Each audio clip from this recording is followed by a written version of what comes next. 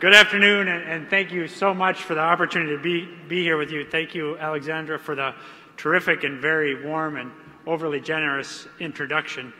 It's sure great to be here at J Street with so many longtime friends, so many people who are committed to a strong alliance between the United States and Israel, to the security of the State of Israel, and to peace. I want to thank Jeremy Ben-Ami and Mort Halperin and everybody at J Street for the important work you do around the country, including those of my friends here from my home state of Minnesota. So, in fact, the President got a letter the other day, last week, one of the 10 letters he receives and reads from Americans every night from a couple in Minneapolis. They were just writing to thank the President for standing up for a progressive agenda, and they signed the letter, quote, "Your Minnesota Jewish cheering squad." So that was pretty great, and I think you all know who that was. President Obama asked me to convey to you his deep appreciation to all of you for your partnership and your work on behalf of the U.S.-Israel relationship, especially building support for our efforts to advance a two-state solution.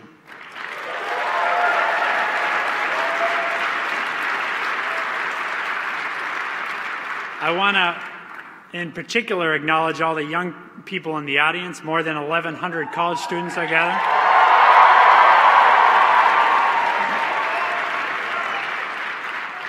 I know sitting in a dark conference hall listening to some guy in a suit give a speech probably isn't everybody's ideal spring break. But that you are here continues a tradition of young Jewish American leaders working to make our union more perfect, even if, as with the bravery of Rachel Beda at UCLA, doing so opens you to criticism. You make all of us stronger and you make America even better. So I thank you very much for that.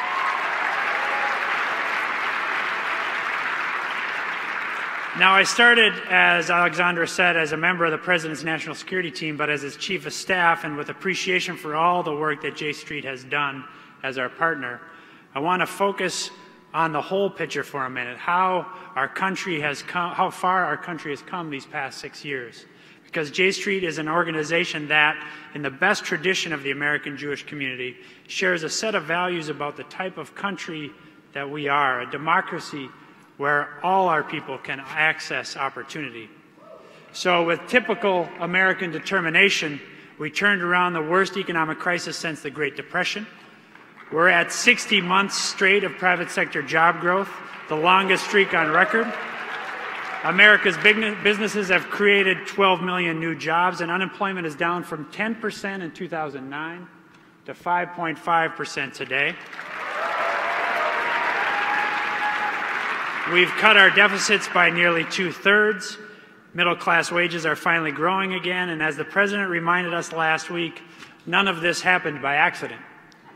It's in part a result of, in his words, decisions made by this administration to prevent a second depression and to lay a new foundation for growth and prosperity. Because of those decisions, an auto industry that was flatlining is once again churning out great American cars, and we're negotiating new high-standard trade agreements so that it will make it easier to sell these cars and other goods made in America all over the world. Factories are now opening their doors here at home at the fastest pace in decades. And as Interior Secretary Jewell reported last week, we've helped boost oil production from 5 million to 9 million barrels a day, increased solar energy production tenfold, tripled wind energy generation. In so doing, we're protecting the planet and creating jobs for future generations, and the United States is leading the global fight against climate change. We're making sure that our people have the tools to access the dreams and opportunity of the 21st century. More of our kids are graduating from high school than ever before. More Americans are earning their degrees than ever before. Today is also the 5th anniversary of the President signing into law the Affordable Care Act.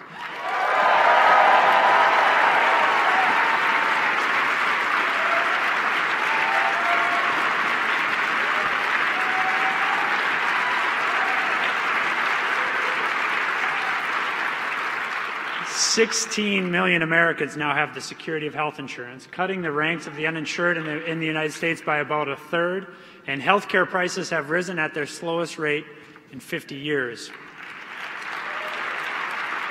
Young entrepreneurs can now compare and buy affordable plans, which frees them to strike out on their own, making it easier for them to follow their dreams, start new businesses, and create even more new jobs. We fought for policies that make it easier for women to participate in the workforce, equal pay, better maternity leave, and flexible work schedules. We've advanced historic protections for LGBT Americans, and as President Obama has appointed more women, minority, and openly gay judges, all exceptionally talented jurists, to the federal bench than any president in history. Including, by the way, two extraordinary women on the Supreme Court, Justices Sonia Sotomayor and Elena Kagan. Last month, the President put forth a budget that will build on this progress and keep us moving forward. It's a strategy for middle-class economics. That's growth that benefits everybody. Unfortunately, last week, Republicans in Congress unveiled a budget that will do the opposite, undermining our progress with top-down economics that have failed the country before. The Republican budget prioritizes tax cuts for those at the very top while cutting investments in education and job training that benefit middle-class families. It would end initiatives that help small manufacturers grow their businesses and create jobs. It would strip health insurance from millions and gut Medicaid, doubling the ranks of the uninsured. The House even proposes to end Medicare as we know it. They call it a path to prosperity, but as the President said, it's only a path to prosperity for people who have already prospered. Nor is it a path to security. At a time when we're facing global challenges that require American leadership, the Republican budget would cut our core national security funding. That's right. I got to say this again. The Republican budget would cut our core national security funding. Now, since we go through this budget process once a year, sometimes it feels like theater without particular consequence. The consequences, however, are quite real. The consequences of that budget are a smaller military force and less funding for training and equipment, leaving our troops exposed to greater risk. Or take another issue we all feel so deeply and so strongly about: assistance to Israel and funding to promote peace. Our military assistance to Israel, which among other things includes Iron Dome, comes from the defense side of the national security budget. On the other side is our non-defense funding for the entire world, including for Israel and other areas of the Middle East. The problem is that adjusting for inflation, the Republican budget holds both sides of that core budget, defense and non-defense, at the lowest point in a decade. That means we'd be investing in our national security at 2006 levels in 2016. That's a decade ago. Well, the threats we face in 2016 won't be 2006 threats. And the threats Israel faces won't be those either. We have to do better. So as they debate their budget this week, Republicans need to answer a simple question. Why does a budget at 2006 levels not put at risk the critical investments we need to make, including in Israel's defense? Now,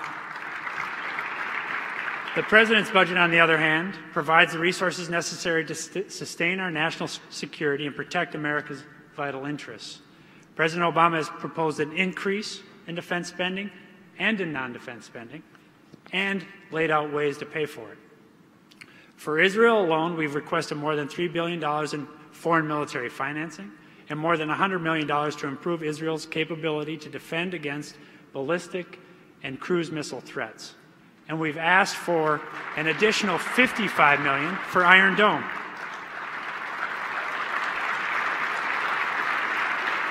Of course, our relationship with Israel isn't defined by numbers in a budget.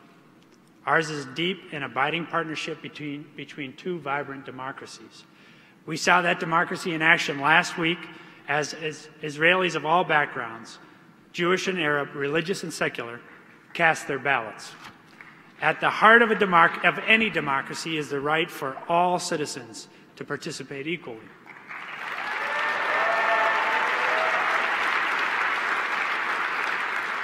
In his call to congratulate Prime Minister Netanyahu last Thursday, President Obama committed to continuing consultation on a range of regional issues, including the Israeli-Palestinian conflict. The process of forming a new Israeli government is now underway, and in the coming days and weeks, we'll see what it looks like. So with the remainder of my time with you today, I'd like to share with you how President Obama sees the road ahead. First, no matter who leads Israel, America's commitment to Israel's security will never waver.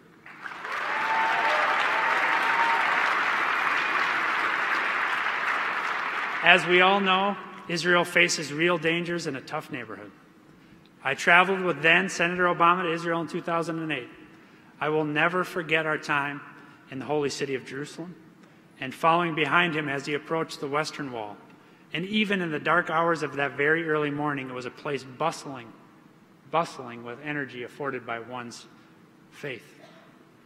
On that trip, the president toured Sderot, and he saw the devastation wrought by Hamas-launched rockets. He met with Israelis living under the constant threat of attack. Since then, I've also watched President Obama's personal commitment to increasing our security cooperation with Israel to unprecedented levels. Today, our security and military and intelligence cooperation is stronger than it's ever been, and that's not going to change. The U.S.-Israel Consultative Group will continue to ensure cooperation at the highest levels of our governments. Under President Obama, we've spent hundreds of millions helping to develop David's Sling and the Arrow missile defense systems. I recall very clearly a call with the Israeli ambassador at 5 p.m. on a Friday evening last July, when he requested, and shortly thereafter the President and Congress delivered, an additional $225 million for Iron Dome missiles and batteries. That, on top of the nearly $1 billion we had invested in Iron Dome already, which saved so many Israeli lives during the conflict with Hamas last summer.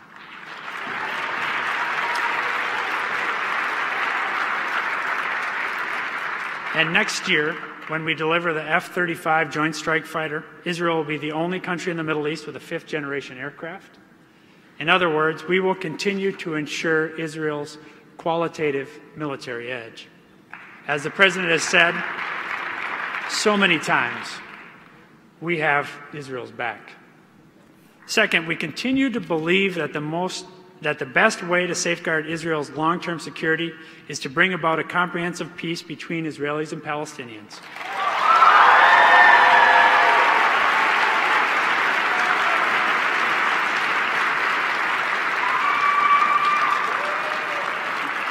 Two states for two peoples living side by side in security and in peace.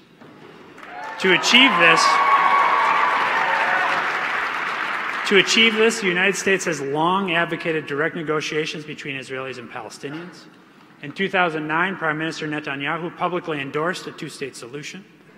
Over the course of President Obama's administration, most recently with the tireless efforts of Secretary John Kerry, the United States has expended tremendous energy in pursuit of this goal.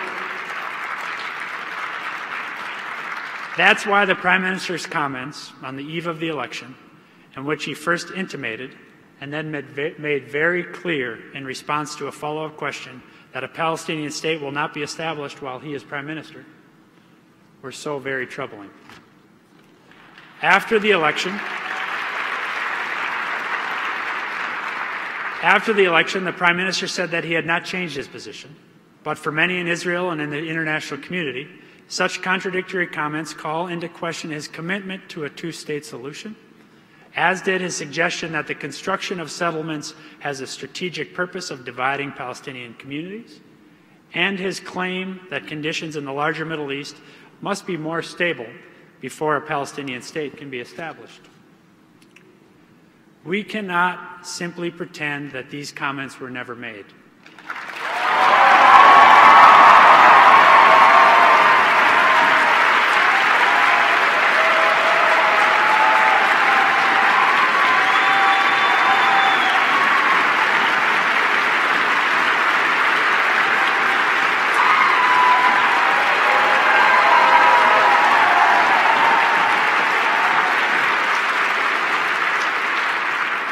In recent days, some have suggested our reaction to this issue is a matter of personal pique. Nothing could be further from the truth. America's commitment to a two-state solution is fundamental to U.S. foreign policy. It's been the goal of Republican and Democratic presidents, and it remains our goal today, because it is the only way to secure Israel's future as a Jewish and democratic state.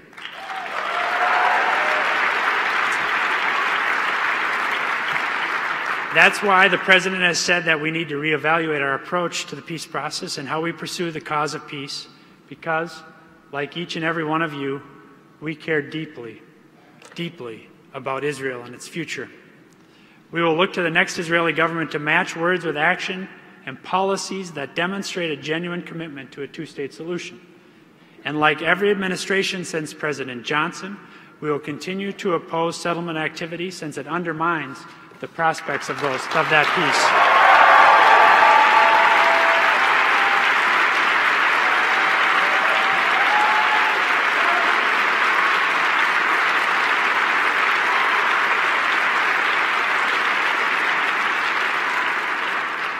I want to be very clear that we share Israel's concern about the security environment in the region, which is why, as part of the last round of talks, the President and Secretary Kerry directed General John Allen to prepare a detailed plan to provide for security in the West Bank over the long term. In the end, we know what a peace agreement should look like. The borders of Israel and an independent Palestine should be based on the 1967 lines with mutually agreed swaps. Each state needs secure and recognized borders, and there must be robust provisions that safeguard Israel's security. An occupation that has lasted for almost 50 years must end, and the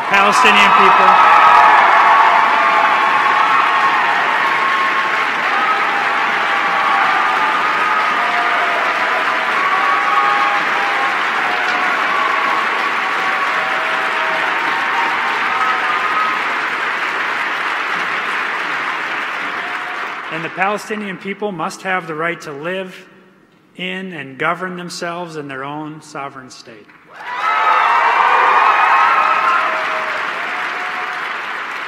President Obama still firmly believes what he said in Jerusalem 2 years ago, that peace is necessary, just, and possible. Peace is necessary because it's the only way to ensure that a secure state of Israel is both Jewish and democratic. Israel cannot maintain military control of another people indefinitely. That's the truth. And as the President has said, neither occupation nor expulsion of Palestinians is the answer. Anything less than true peace will only worsen the situation. A one-state solution would effectively end Israel's nature as a Jewish and democratic state. Unilateral annexation of the West Bank territories would be both wrong and illegal. The United States would never support it, and it's unlikely that Israel's other friends would either. It would only contribute to Israel's further isolation.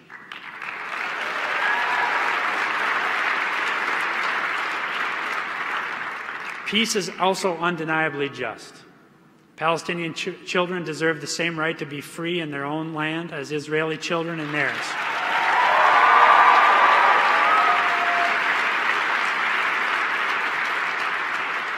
A two-state solution will finally bring Israelis the security and normalcy to which they are entitled, and Palestinians the sovereignty and dignity they deserve.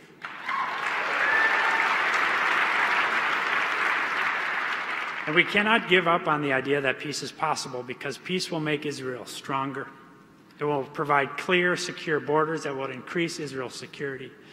It would deal a knockout blow to calls for boycotts, divestment, and sanctions, which many of you have fought so hard and so courageously to oppose.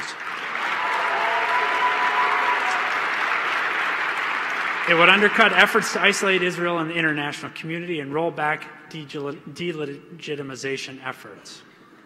But achieving peace will not be easy.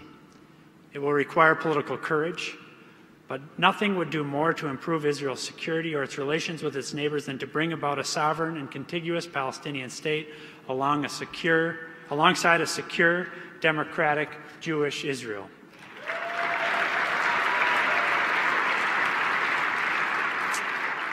No nation has done more to stand with Israel in the world, including at the United Nations, than the United States. And so, as difficult as it is, the United States will never stop working for a two-state solution and a lasting peace that Israelis and Palestinians so richly deserve. I know that you're here because you care deeply about the cause of peace, and your voices are important too. You can help remind people that there is a great constituency for peace, that there are people who believe, as the President does, that peace is necessary, peace is just, and yes, peace is possible.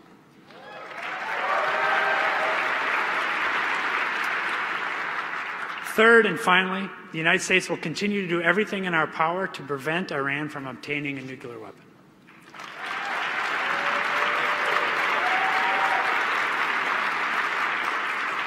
In the coming days, our P5+1 negotiators will continue to meet with Iran's representatives to see if we can bridge the remaining gaps and come to an understanding that will peacefully and verifiably resolve the international community's deep concerns with Iran's nuclear program. And as we've said all along, we will not accept a bad deal.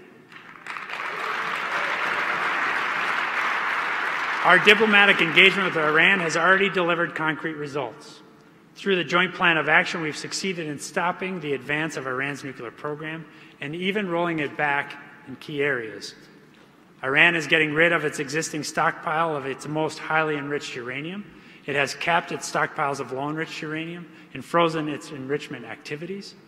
That means no new enrichment facilities and no new centrifuges, including its next-generation models. Iran has also ceased construction on its plutonium reactor at the Iraq facility. We know Iran is living up to its commitments so far because, under the joint plan, we have gained unprecedented access to Iran's nuclear program. For the first time, inspectors with the International Atomic Energy Agency are allowed daily access to Iran's key nuclear sites at Natanz and Fordow. Along with our international partners, we've provided Iran with extremely limited sanctions relief. But make no mistake, Iran's economy is still under enormous pressure, and Iran remains cut off from the vast majority of its foreign currency reserves. The question now is whether we can reach a long-term deal, one that provides verifiable assurances that Iran cannot pursue a nuclear weapon. 2 weeks ago, my friend and colleague, Susan Rice, the President's National Security Advisor, laid out exactly what we are trying to accomplish with these negotiations. As she said, a good deal is one that would cut off every pathway for Iran to produce enough fissile material for a nuclear weapon. Every single one. That means Iran would not be able to produce, to develop weapons-grade plutonium at Iraq or anywhere else, nor would it be allowed to use its underground site at Fordow to enrich uranium. A deal would also extend the amount of time it would take Iran to produce a single bomb's worth of weapons-grade uranium to reach breakout capacity. According to experts, Iran is only 2 to 3 months away from that breakout, but under a deal, that window would have to be at least 1 year. To prevent Iran from pursuing a nuclear weapon through covert channels, any deal would include frequent and intrusive inspections at all of Iran's nuclear sites. The only deal we'll accept is one that ensures us that Iran's nuclear program is entirely peaceful. And if we detect any failure to comply on Iran's part, the extended breakout window would give us plenty of time to respond. In other words, we'd make it harder for Iran to reach breakout and rush for a nuclear bomb. Any deal would last for more than a decade, setting back Iran's program for far longer than would military strikes. And at the expiration of any deal, Iran would still be obliged under international agreements to provide comprehensive access to its nuclear facilities and to continue providing assurances that it's not pursuing nuclear weapons. Let me make one final and very critical point about these negotiations. The deal we are pursuing is both realistic and achievable. A scenario where Iran forgoes domestic enrichment capacity for all time would surely be ideal, but it's not grounded in reality. Not even our closest partners support denying Iran the ability to pursue peaceful nuclear energy forever. And Iran already knows how to enrich uranium. We can't turn back the clock on that. An absolutist position makes for good rhetoric, but as Ambassador Rice said last week, sound bites won't stop Iran from developing a nuclear weapon.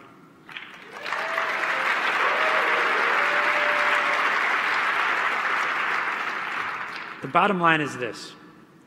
Compared to the alternatives, diplomacy offers the best and most effective way to prevent Iran from obtaining a nuclear weapon. And this is our best shot at diplomacy.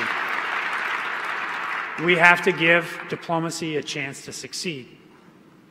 Let me also say that the Obama administration welcomes and appreciates the important role Congress plays in U.S. policy towards Iran. Congress helped put in place the strongest sanctions regime ever, and it's helped us bring Iran to the negotiating table. Now that we're at the table, Congress should not seek to undermine the negotiations before a deal is reached.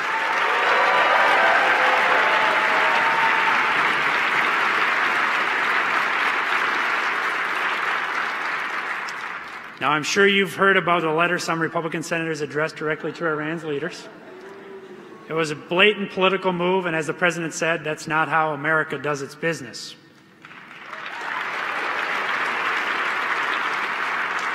Moreover, some of the same senators who signed that letter criticized the President's proposed authorization for the use of military force against ISIL because it imposes limits on the Commander-in-Chief.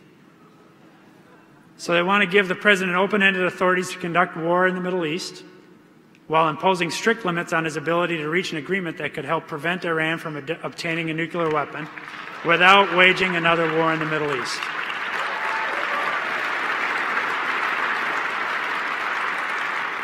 That just doesn't make any sense. We can't remove diplomacy from America's toolbox. That's not how we've come to lead the world. The letter was also critically flawed in its legal reasoning. We're pursuing a political arrangement with Iran that does not require congressional approval.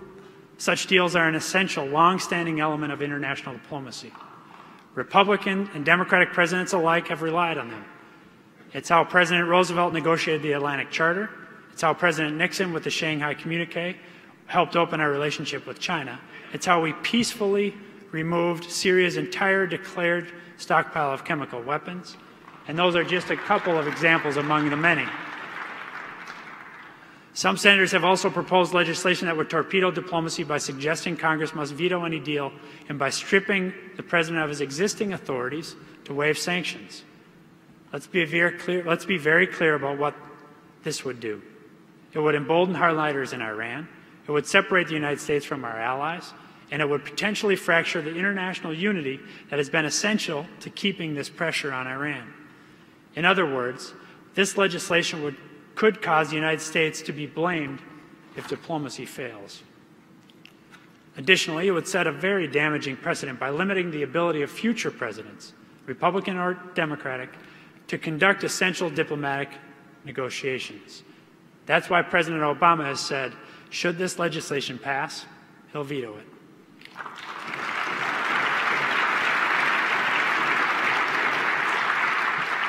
If a deal is reached, we will share the details and technical documents with Congress, at which point we welcome a full debate. After all, only Congress can terminate U.S. statutory sanctions on Iran during the duration of this agreement. And everyone from the President on down will aggressively seek congressional and public support for any deal. There will surely be voices on all sides. I hope that yours will be among them. But a good deal is the best way to reach our shared goal. That goal, a solemn commitment from the President, is preventing Iran from gaining a nuclear weapon.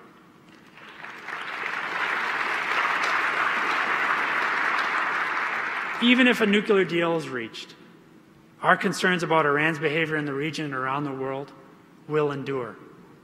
Iran remains a state sponsor of terrorism, a proliferator, a gross violator of human rights. It actively seeks to destabilize its neighbors, props up the Assad regime in Syria, and supports groups devoted to violence such as Hezbollah and Hamas. Iranian leaders have threatened Israel's very existence. Behavior and rhetoric that has no place in the 21st century.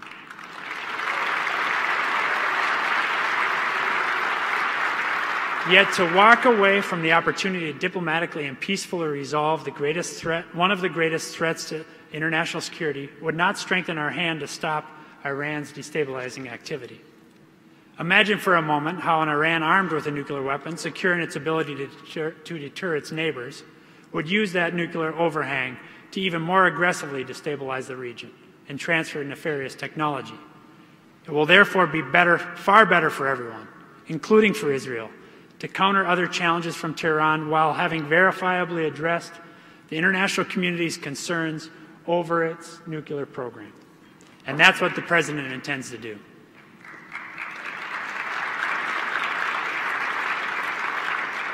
Last week, President Obama released his annual message for Nowruz, the Persian New Year.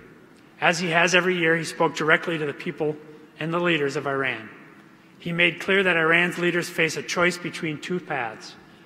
The first is the path Iran is on today, one that has cut off Iran from the world and caused needless hardship for the Iranian people. If Iran's leaders cannot accept a reasonable deal, that is the path that Iran will remain on. But if Iran's leaders agree to a deal, there can be a better path, one that opens up opportunities for the Iranian people to participate in the global economy, creates jobs, and builds a brighter future. The challenges I've described today are not easy, but they're not impossible either.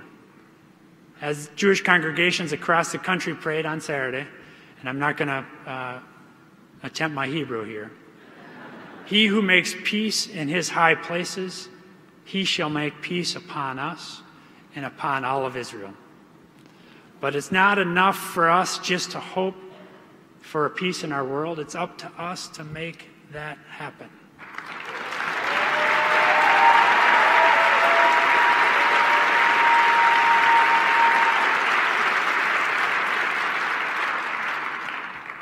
In my Catholic tradition, when I think about the work ahead of us, I remember the words of St. Augustine. "Pray as though everything depended on God," he said. "Work as though everything depends on you."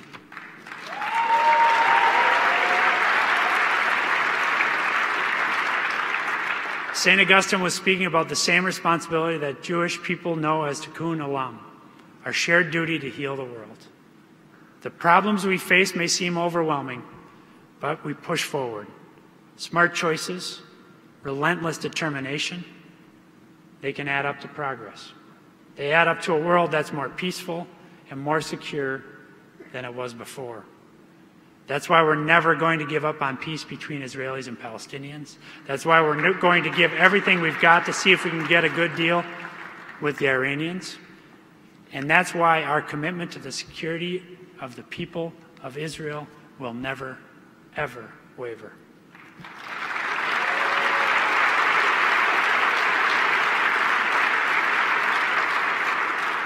Like so many of you, I'm a parent. My wife, Kari, and I have 3 incredible, beautiful kids. And like parents everywhere, we want our children to grow up in a country, in a world that is peaceful, and where, if they work hard, they can reach their God-given potential. I want you to know that President Obama is working every day to make that future possible. And he firmly believes that if we work together, if we work, as St. Augustine said, as though everything depends on us, we will succeed in leaving our children a better world. Thank you so much, and thank you for being our partners in this very important work.